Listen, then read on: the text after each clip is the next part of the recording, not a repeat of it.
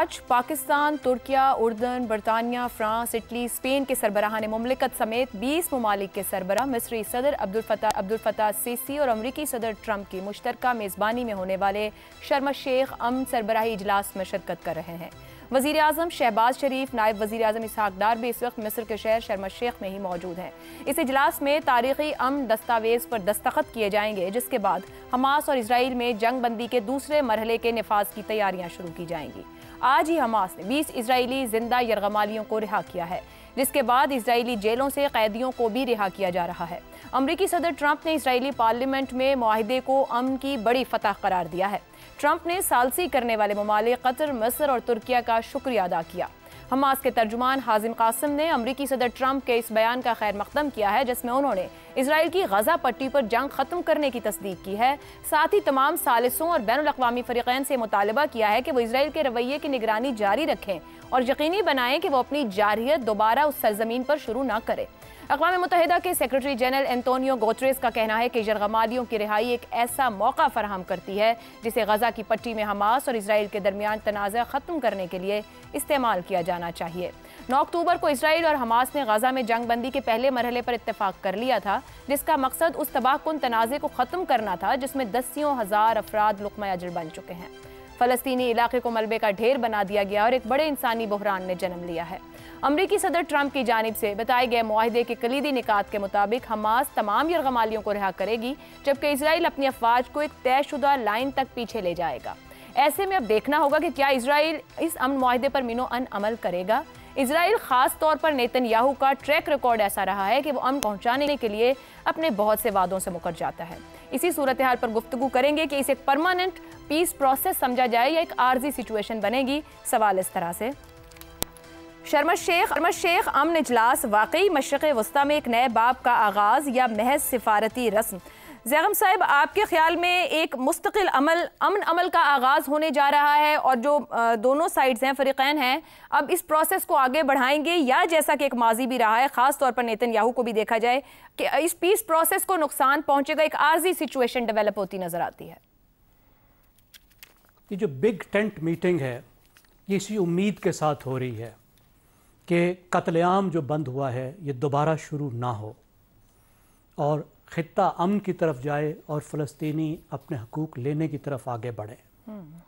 अब देखिए, जो पहला मरहला था उसमें अहम तरीन जो इस्लामी मुल्क हैं, जितनी भी उनके पास हिम्मत है, पाकिस्तान, तुर्की, सऊदी अरब, कतर, इंडोनेशिया और भी कई, इन्होंने कत्लेआम रुकवाने की कोशिश की और इन्होंने कोशिश की कि गज़ा फ़लस्तीनियों का रहे, क्योंकि दोनों बातों की तरफ एक मुसम्मम इरादा था नेतन्याहू का कि वो जेनोसाइड भी करेगा जो वो कर रहा था और गज़ा को फ़लस्तीनियों के रहने के काबिल नहीं छोड़ेगा। अब इतनी तो कामयाबी हो गई, लेकिन देखिए ये टेम्परेरी कामयाबी है। अगला सवाल वही है कि क्या ये अमन देर पा होगा? ये इस कॉन्फ्रेंस का पहला सवाल होगा कि उसका क्या तरीक़ाकार होगा। और उसी से जो मुंसलिक बात है वो ये है कि गज़ा का इंतज़ाम कौन संभालेगा, गज़ा की गवर्नेंस क्या होगी। और फिर इतनी बड़ी तबाही के बाद कि ये जगह रहने के काबिल नहीं बची, अब इन सब गज़ा के शहरियों को क्या बनेगा? तो उन्हें बहुत बड़े पैमाने पर इंतज़ाम की ज़रूरत है, तामीर नौ की ज़रूरत है और उस तामीर नौ की निगरानी की ज़रूरत है। अब इस टेंट के नीचे आपने बताया कि 20 से ज़्यादा मुल्क मौजूद हैं। अब मौजूद कौन नहीं है? नेतन्याहू मौजूद नहीं है, हमास मौजूद नहीं है, जो दोनों बहुत ही अहम हैं और उनका रवैया भी बहुत ही अहम रहेगा। तो सीज़ फायर को मौसर बनाना, हुक्मरानी का तरीक़ाकार तय करना, जिसमें जो प्लान है, पीस प्लान है, उसमें यह है कि टेक्नोक्रेटिक एक गवर्नमेंट होगी जिसको बैनुल अक़वामी एक निगरानी तौर पे की जाएगी। तो वो किस तरीके से काम करेगी? क्या हमास उसको सत्यानाश नहीं करेगी? क्या इसराइल उसमें रोड़े नहीं अटकाएगा? क्या दुनिया उसके साथ चलेगी? ये जब बनेगा सेटअप तो फिर हमें पता चलेगा। इसराइल की बदनीयती बिल्कुल वाज़ेह है, वो पूरी कोशिश करेगा कि इसमें कोई ना कोई गड़बड़ करे, लेकिन देखें हमारे पास एक ही तरीक़ाकार है। वो तरीक़ाकार ये है कि एक ही दुनिया की ताकत जो इसराइल का हाथ रोक सकती है, उसके साथ डिप्लोमेसी की जाए, उस पर ज़ोर डाला जाए, और वो क़ुव्वत है अमेरिका। ये जंग रुकवाने का तरीका भी अमेरिका था और आगे भी जो मुसलमान मुल्क हैं उनकी डिप्लोमेसी का महवर अमेरिका होगा, ताकि फ़लस्तीनी दोबारा किसी कत्लेआम की तरफ ना जाएं। लेकिन फ़लस्तीनियों को ख़ुद भी अपने घर को दुरुस्त करना होगा, अपने अंदरूनी मामलात, अपने गवर्नेंस को भी ठीक करना होगा, ताकि कोई बहाना ऐसा ना मिले कि यह अजदहा फिर उनके घर घुसे। ठीक हो गया। रज़ा रूमी साहब, आपका ओपिनियन क्या है? मुश्किल से ये पीस प्रोसेस स्टार्ट हुआ है, आपके ख्याल में नेतन्याहू अपनी रविश बदल लेंगे? क्या दोनों जानिब से अपनी रविश बदलने की ज़रूरत है, या फिर अपनी सियासत की नज़र इस मामलात को किया जा सकता है? ये तो पहला कदम है जंगबंदी और अमन की तरफ। और जैसे आपने कहा कि अगले जो तमाम तर स्टेप्स हैं वो इस बात पर डिपेंडेंट हैं कि इजराइल और खुसूसन नेतन्याहू अपनी पॉलिसी क्या रखते हैं। क्या वही मार धाड़ और कत्लेआम और नस्ल कुशी की जो पॉलिसी अपनाई गई है पिछले कई सालों से, क्या उसी को दोबारा वो बढ़ावा देंगे, या अभी वो कुछ तो उसमें तब्दीली लाएंगे? और ये इसकी, जैसे अभी जैगम साहब कह रहे थे, ये अमेरिका ही एक ऐसा वाहिद मुल्क है जो कि ये बावर करवा सकता है इजराइल को। लेकिन जो तब्दीली आई है पिछले चंद महीनों में, तकरीबन 6 से 8 महीने में, वो आलमी पब्लिक ओपिनियन जो है वो इजराइल के खिलाफ हो गया है। इस वक्त इजराइल जो है वो मासिवाय इक्का दुक्का रियासतों के बाकी तमाम तर दुनिया में आइसोलेटेड है, क्योंकि कोई भी मुल्क जो कि रवायती तौर पे इजराइल का खलीफ ही क्यों ना हो, वो उसकी इस पॉलिसी को, गजा में जो उसकी पॉलिसी रही है उसको सपोर्ट नहीं करता। और अवाम जो है, खसूसन यूरोप के, उन्होंने आगे बढ़कर अपनी हुकूमतों में बहुत जोर डाला। यही वजह है कि फ्रांस, आयरलैंड, बरतानिया, स्पेन, इटली, इन सब हुकूमतों को अपनी पॉलिसियों पर नजर षानी करनी पड़ी है, और इसराइल को भी इस चीज का अंदाजा है। और ये एक अच्छा मौका है कि इसी मौके के होते हुए ये जो पीस प्लान जैसे कहा जा रहा है ट्रंप का, इसी को आगे बढ़ाकर इम्प्लीमेंट किया जाए, ताकि कुछ तो राह निकले एक देर पा अमन के लिए। और बड़े बड़े सवालात जो है, क्या दो रियासतें कैसे कायम होंगी, फलस्तीन की रियासत का क्या उसके खदोखाल क्या होंगे, उसकी पावर क्या होगी, ये सब अभी आयशा ऐसी बातें जो पेंडिंग है।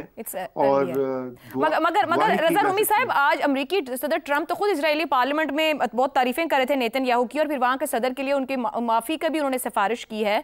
अगर दोबारा इजराइल अपने वादे की खिलाफ वर्जी करता है, तो आप समझते हैं कि अरब दुनिया का कोई रोल होगा, या रोल सिर्फ अमेरिका के ही हाथ में होगा, जहां तक और जितना वो चाहे?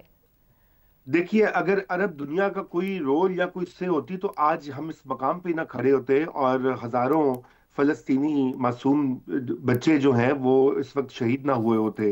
अरब रियासतों का मसला ये है कि वो उनकी कोई इसके ऊपर वाज़ेह किस्म की कोई पॉलिसी नहीं है। ये जो तारीफें करते हैं ट्रंप, देखिए ट्रंप की तारीफें जो हैं उनको सीरियसली नहीं लेना चाहिए, क्योंकि वो बहुत सी बातें ऐसी कह जाते हैं जिनका अक्सर वो शायद उनको खुद यकीन नहीं होता। लेकिन ये बात जरूर है कि ट्रंप की भी एक ख्वाहिश होगी कि किसी तरह वो अपनी लेगेसी छोड़े, और ये दोबारा से वहां पर कत्लो गरत ना स्टार्ट हो, जो कि मैं समझता हूँ कि कम से कम शॉर्ट टर्म में तो फलस्तीनियों के लिए एक अच्छी नवीद है। आगे अब बढ़कर हमें और ना सिर्फ पाकिस्तान को, अरब दुनिया को, बल्कि इंटरनेशनल कम्युनिटी को भी अपना हिस्सा डालना होगा। सिर्फ ये हम इस पर नहीं छोड़ सकते ट्रंप के ऊपर। जी हसन निसार साहब, ये जिसे तारीखी अमन दस्तावेज कहा जा रहा है, क्या वाकई हकीकत में ये अमन लाएगी, या एक आर्जी जंगबंदी, आर्जी वादा साबित होगी? एक शेर सुने, इरशाद। लफ्ज क्या लोग तो तहरीर से फिर जाते हैं, तूने क्यों मेरी हर एक बात को सच जाना था। वाह वाह।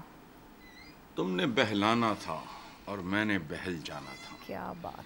जितनी थोड़ी सी मैंने इंसानी तारीख या रिकॉर्डेड हिस्ट्री जितनी भी है, थोड़ी बहुत जो पढ़ी है, उसमें ताकत और कमजोरी की कहानी में नए बाब नहीं हुआ करते।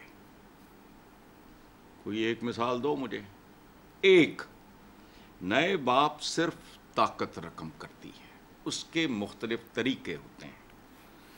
बाकी नया बाब जो आपने हल्का सा उसमें इशारा दिया है, ज़रूरियात, तवक्कुआत, महदूदात, तकल्लुफ़ात, रसूमात, उनका एक सानवी सा रोल अपनी जगह पे होता है। ख़त्म। इससे ज़्यादा कुछ भी नहीं है। मैं नहीं, कुछ भी एक्सपेक्ट नहीं करता।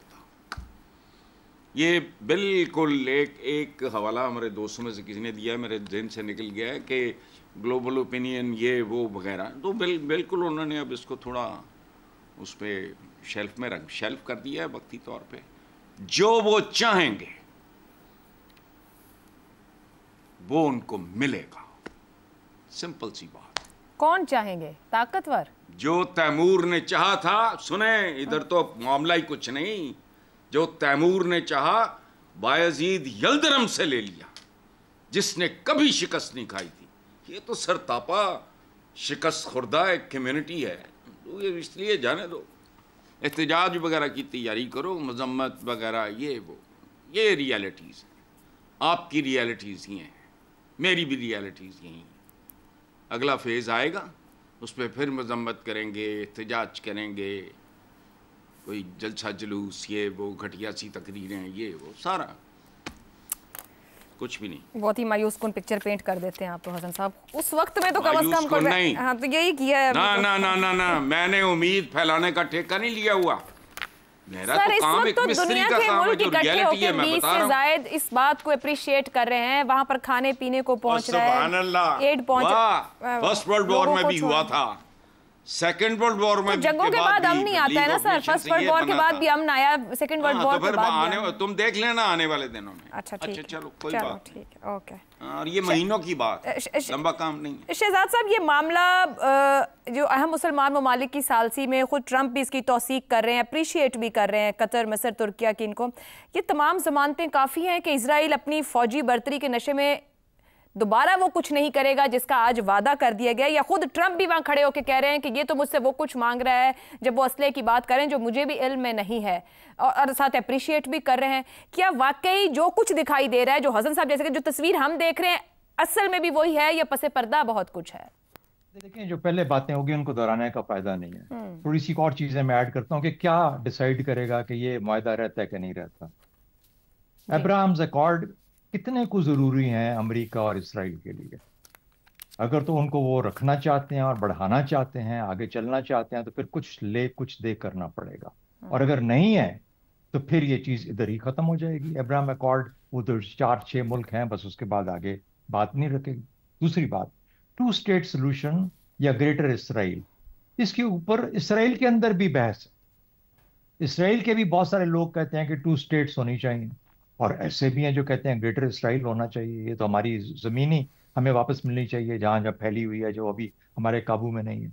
तो इसके ऊपर बहस चलती रहेगी इसराइल के अंदर, जिससे कि इसराइल के रवैये डिफाइन होंगे आगे चलने के, कि वो किस तरीके से एज अ रियासत बिहेव करता है। ताकत उनके पास है, ताकतवर साथी और एलाइज भी उनके साथ हैं, लेकिन उन्होंने कैसे एक्सरसाइज करना है उसको, ये डेफिनेशन आएगी। तीसरी, ग्लोबल अवेयरनेस तो आ गई, फलस्तीनी इस ग्लोबल अवेयरनेस को कैसे इस्तेमाल करते हैं, करते भी हैं या नहीं करते, उनको करना चाहिए।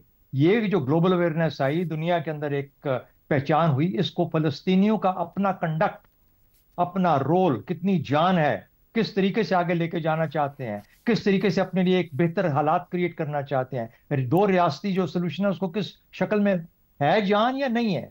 सिर्फ और सिर्फ बाहर के मुल्कों पे 8 अरब मुल्क और ट्रंप के ऊपर बैठ के नहीं कि काम चलेगा, खुद कुछ उठ के करना पड़ेगा। तो क्या उनमें वो कैफियत है या नहीं? मिडल ईस्ट वाले क्या उनकी मदद करेंगे? ट्रंप देखें, ऐसा आदमी है, आज उसने काम कर दिया ना, घर जाके सो जाएगा। अब उसके हिसाब से गजा और बाकी हर चीज खत्म हो गई। हाँ, वो एक पीस उसने काउंसिल बनाई है जिसका वो हेड है, लेकिन वो कोई बताएगा कि सर वो इसकी एक मीटिंग कर लेते हैं, शायद एक भी ना हो। तो मेरा मतलब है कि वो प्रेसिडेंशियल लेवल के ऊपर अब उसका मसला ट्रंप का ये नहीं होगा। प्रॉब्लम क्या है? इसराइल की अपनी सियासत, जिस तरीके से मैंने आपने कहा, आपको बताया, अगले इलेक्शन होने हैं, उसके बाद फैसला होगा इसराइल के अंदर के क्या रवैये रखने हैं, कैसे लेके चलना है, जो हुआ है क्या ये ठीक हुआ है या नहीं हुआ। और फिर उसके बाद, अभी तो ये पहला फेज है, इसके बाद कितने फेजेस और आएंगे इसी मुआहदे के, जिनको कि इंप्लीमेंट करना है। आज ये क्लैरिटी नहीं है कि जिस लाइन के ऊपर वापस जाना है वो लाइन कौन सी है, कहाँ पे वो एग्जिस्ट करती है लाइन।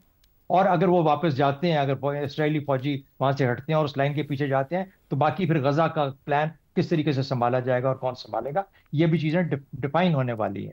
और ये पहला मरहला है जो एक्सचेंज ऑफ प्रिजनर्स का। और फाइनली, जहां हमास ना हो, जहां नेतन्याहू ना हो, वो क्या अमन कॉन्फ्रेंस है और क्या तरीका है। यही मैंने कहा था ना कि हमास का गजा की हमास और नेतन्याहू का इसराइल, इनका एक बहुत बड़ा मिसमैच है। और ये मिसमैच मुझे बराबर होता हुआ नजर नहीं आता। बदकिस्मती, शुक्र खुदा का ये है कि चले अभी फिलहाल कत्लो गारत रुक गया, लेकिन क्या ये हमेशा रुका रहेगा? मैं उसके ऊपर यकीन से कुछ नहीं कह सकता।